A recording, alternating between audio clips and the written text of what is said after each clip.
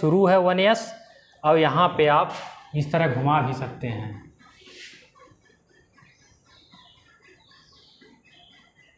इस तरह आप चाहे तो घुमा भी सकते हैं।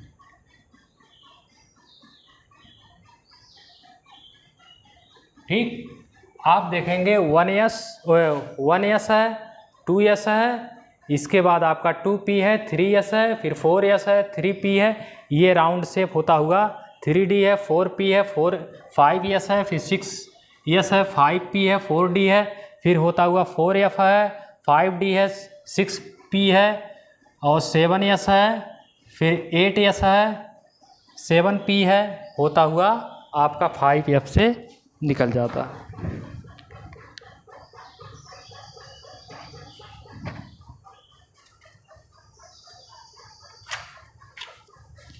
इसका मतलब आप एक चीज़ जानते रहो, यस का जो आपका SPDF, इसका मतलब है इसमें अधिकतम कितने होने चाहिए 2, इसमें कितने होने चाहिए 6, इसमें कितने होने चाहिए 10, इसमें कितने होने चाहिए 14, अधिकतम इतनी संख्या होनी चाहिए। अब हम जैसे हर एक तत्वों का, जैसे सबसे पहले आप देखेंगे हाइड्रोजन है, हीलियम है, लिथियम है, beryllium, boron, carbon, nitrogen, oxygen, fluorine, chlorine, fluorine, neon, sodium, magnesium, aluminium, silicon, ये सारे तत्व हैं। फिर फास्फोरस है आपका, सल्फर है, पोटेशियम है, आर्गन है, कैल्शियम है, तमाम प्रकार के तत्व हैं। तो हम सबसे पहले किसका निकालेंगे, हाइड्रोजन का। हाइड्रोजन को आपने देखा होगा, हाइड्रोजन का कितना होता है, हाइड्रोजन का 1 होता है। इसकी जो परमाणु क्रमांक संख्या होती है 1 होती है और इसका परमाणु द्रव्यमान भी कितना होता है, 1 होता है। चलो सबसे पहले आपको बताते हैं कि तत्वों का परमाणु क्रमांक क्या होता है, तत्वों का परमाणु क्रमांक और उसका द्रव्यमान संख्या। तो आप देखेंगे जैसे आपका हाइड्रोजन है, हाइड्रोजन का 1 होता है, 1 हो गया, और 1H1 यानी एक इसका जो ऊपर का साइड का आपका ये है, इसको क्या बोलेंगे, मास। मास मतलब द्रव्यमान, इसकी द्रव्यमान संख्या है। और नीचे वाला आपका ये नंबर है, यानी इसकी परमाणु क्रमांक है ना, ये आपका एटॉमिक नंबर है, ये एटॉमिक मास है। तो दोनों चीज़ आपका क्लियर हो चुका, ठीक। चलो ठीक, एक चीज़ और हम आपको बताते हैं, ये आपका मास कहाँ स्थित होता है ना, और ये आपका एटॉमिक नंबर कहाँ स्थित होता है, ये भी तो आपको जानना चाहिए कि ये सारी चीज़ें हैं कहाँ। सिर्फ आप ब्लैक बोर्ड पर देखकर अपने कॉपी में लिख लो और आपको पता ही नहीं ये सारी चीज़ें होती कहाँ। चलो हम दिखाते हैं आपको।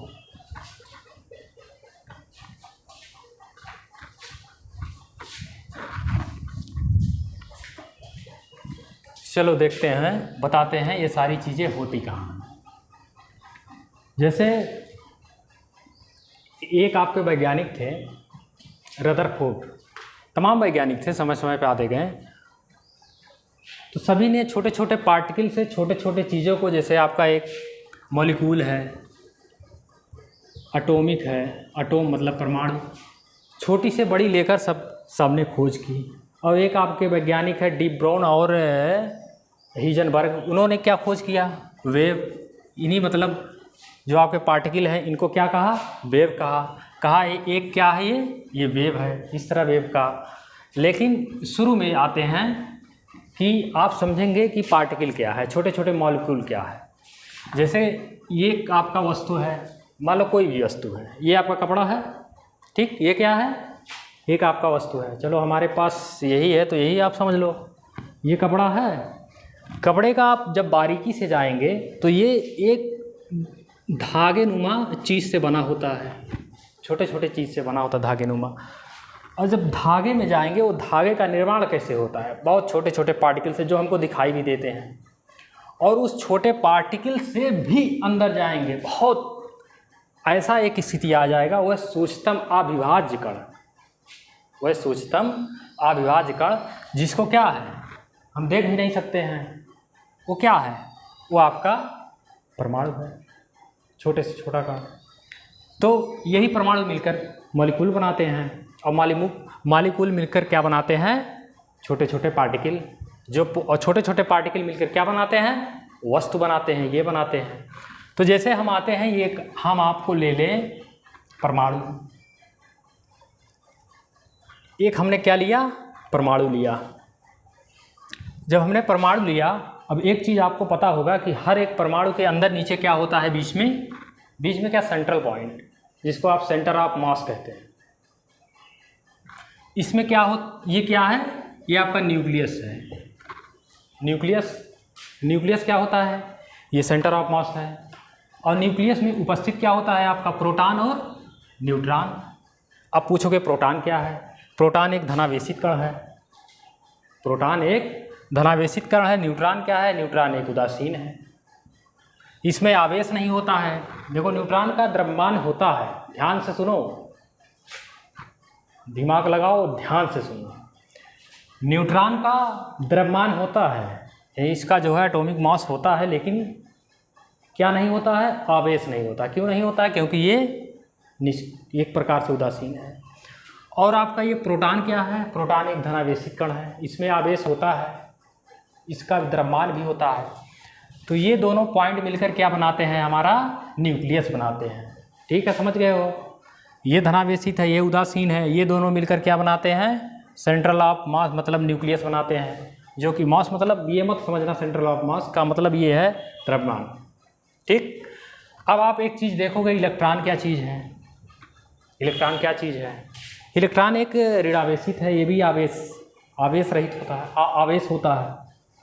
ये क्या करता है, ये परमाणु के चारों तरफ घूमता है। तमाम वैज्ञानिक थे, रदरफोर्ड थे, और इन्होंने क्या पाया, डाल्टन थे, इन्होंने पाया कि जो आपका इलेक्ट्रॉन है ये चारों तरफ घूम रहा है। जैसे आप पृथ्वी की चक्कर लगा रही है ना, या पृथ्वी जो है चंद्रमा सूर्य का चक्कर लगा रही है, पृथ्वी घूम रही है, अलग अलग ग्रह घूम रहे हैं ना, तो उसी तरह ये भी क्या होता है, इलेक्ट्रॉन ये भी घूमता है। क्यों घूमता है, रीजन क्या है, रीजन ये है, जब ये घूमेगा क्या हमको देगा, एनर्जी देगा, एनर्जी, ऊर्जा। तो इलेक्ट्रॉन का मतलब ही होता है घूमता है, और घूमते हुए हमको क्या देता है, एनर्जी, ऊर्जा। और क्यों घूमता है, इसका रीजन क्या है कि ये परमाणुओं के अंदर ही क्यों घूमता है, बाहर क्यों निकल जाता है ना। सोचना चाहिए आपको कि ये जो घूम रहा है इलेक्ट्रॉन, बाहर भी निकल सकता है, नहीं निकलता। क्यों, क्योंकि इसके अंदर क्या है, न्यूक्लियस के अंदर क्या है, प्रोटॉन और न्यूट्रॉन। प्रोटॉन क्या है, धनावेशित है, धनावेशित क्या करेगा, आकर्षित करेगा। जैसे आपका चुंबक में एक साउथ एक नॉर्थ होता है, अलग अलग ना, दो चुंबक ले लो साउथ नॉर्थ का, अलग अलग चीज़ की अलग अलग एक्टिव को, कोई है खींचता है, कोई इसको प्रतिकर्षण करता है। ठीक उसी प्रकार ये है। तो आप लोग को समझ गए हो कि जो आपको समझाना चाह रहे थे कि प्रोटॉन और न्यूट्रॉन क्या समझाना चाह रहे थे। हाँ, ये आपके जैसे हाइड्रोजन है, हाइड्रोजन का ये आपका मास है यानी द्रव्यमान, और नीचे क्या है, ये परमाणु क्रमांक है। तो आपका परमाणु क्रमांक इलेक्ट्रॉनों की संख्या को दर्शाता है, और द्रव्यमान जो आपका नीचे बीच में प्रोटॉन और न्यूट्रॉन को दर्शाता है। आपको समझ में आ गया होगा। चलो आगे, हम जो हमारा मूल उद्देश्य था इलेक्ट्रॉनिक विन्यास निकालना, अब हम निकालते हैं हाइड्रोजन का इलेक्ट्रॉनिक विन्यास। उसको निकालने से पहले आप लोगों को ये बता दिए, मतलब बता रहे थे कि आपको कम से कम समझ में आए ये चीज़ें हैं क्या, ताकि क्लियर हो जाए। ठीक, अब समझा रहे हैं, देखो अब आपने देखा है कि ये क्या है, कक्षा है एसपीडीएफ। अब जैसे हमको हाइड्रोजन का निकालना है, हाइड्रोजन का कितना होता है, 1। तो हम जब इसका इलेक्ट्रॉनिक विन्यास निकालेंगे तो 1 है, तो कहने का मतलब 1s1, इसका 1 है तो 1s1 निकल गया। ठीक, उसके बाद दूसरा क्या है, हीलियम का। हीलियम का कितना है, परमाणु क्रमांक 2 है। जब हम निकालेंगे इसका 1s1 और 2s,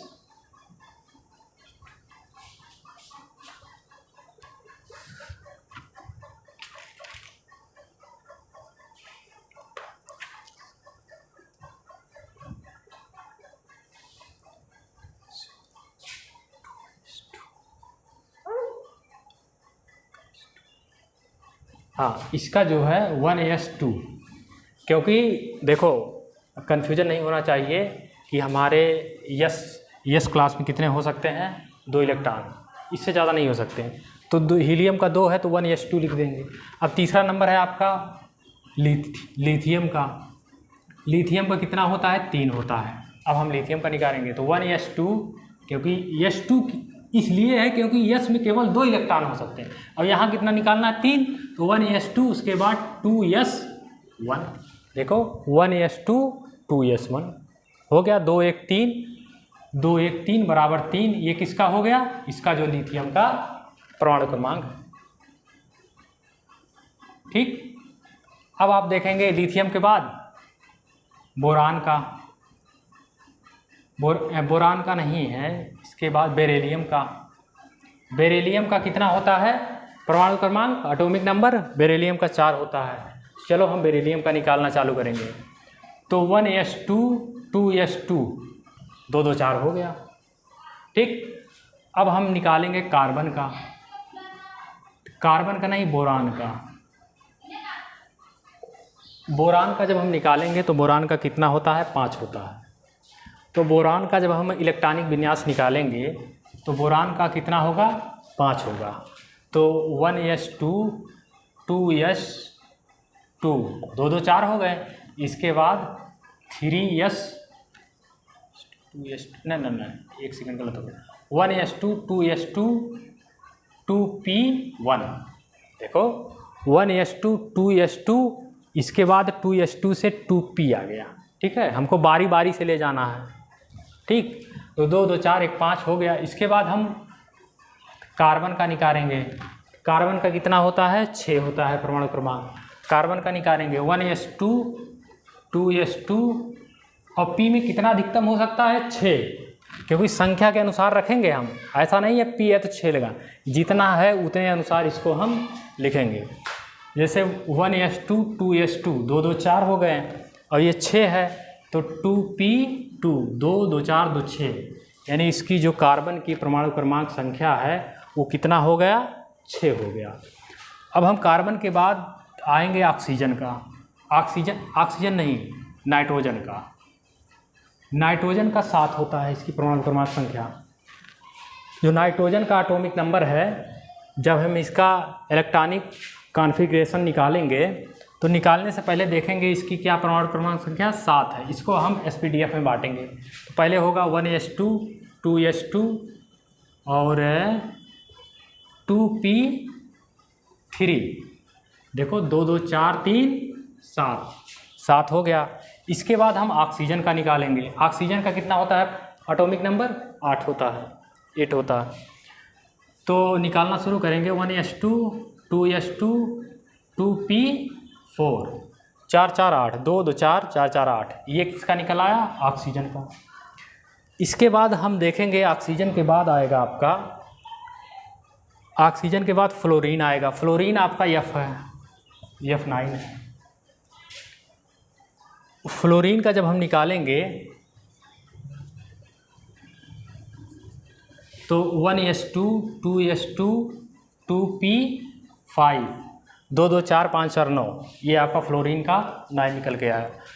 फिर हम आपका निकालेंगे नियान का, नियान 10 का। 1s2 2s2 2p6। देखो जो आपके p है कक्षा है, इसमें कितने इलेक्ट्रॉन हो सकते हैं, 6 इलेक्ट्रॉन, 6 से ज़्यादा नहीं। 2 2 4 6 4 10 हो गए। अब देखो आपने यहाँ तक देखा, इसके बाद आप सोडियम का देखेंगे। सोडियम का कितना होता है, 11 होता है। 1s2 2s2 2p6 2 2 4 6 6 4 10 हो गया, लेकिन ये 11 है। अब हम आगे बढ़ाएंगे। 2p के बाद क्या आएगा, 3s, तो क्या लिखेंगे 3s1। 2 2 4 2 6 6 4 10 11, कितना आया सोडियम, 11। ठीक है, आपने यहाँ तक लिखा। इसको आप स्क्रीनशॉट भी ले सकते हैं, और इसके आगे भी हम बनाएंगे वीडियो। और अगर आपको ये पसंद आए तो वीडियो फिर से रिप्ले करके देख लेना, और इसको लाइक करें, कमेंट करें, जो भी समझ में ना आए हमसे पूछे सवाल, शर्माए नहीं।